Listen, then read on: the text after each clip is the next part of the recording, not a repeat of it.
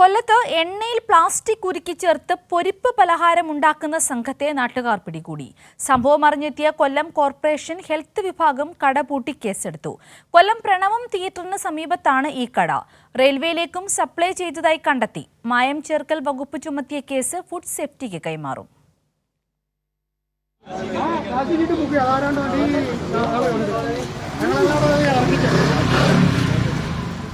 യാദൃച്ഛികമായാണ് നാട്ടുകാരിൽ ചിലർ തിളച്ച എണ്ണയിൽ പ്ലാസ്റ്റിക് കവറിട്ട് ഉരുക്കി ചേർക്കുന്നത് ശ്രദ്ധിച്ചത്. ഉടൻ തന്നെ കടയിലെ അതിഥി തൊഴിലാളികൾ എണ്ണയും പാതി ഉരുക്കിയ കവറും റോഡിലൊഴുക്കി. കട നടത്തുന്ന നൌഫർ സ്ഥലത്തെത്തിയതോടെ ഭിത്തിയിലൊട്ടിച്ചിരുന്ന ലൈസൻസ് കീറി നശിപ്പിച്ചു.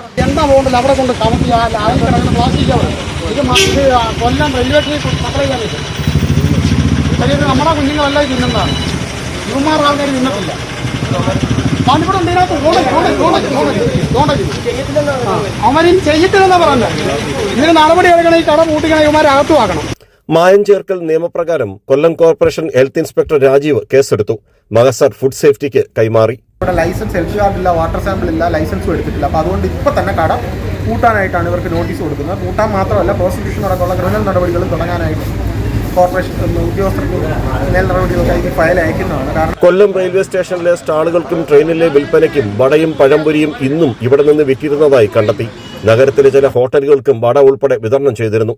കൈരളി ന്യൂസ്, കൊല്ലം.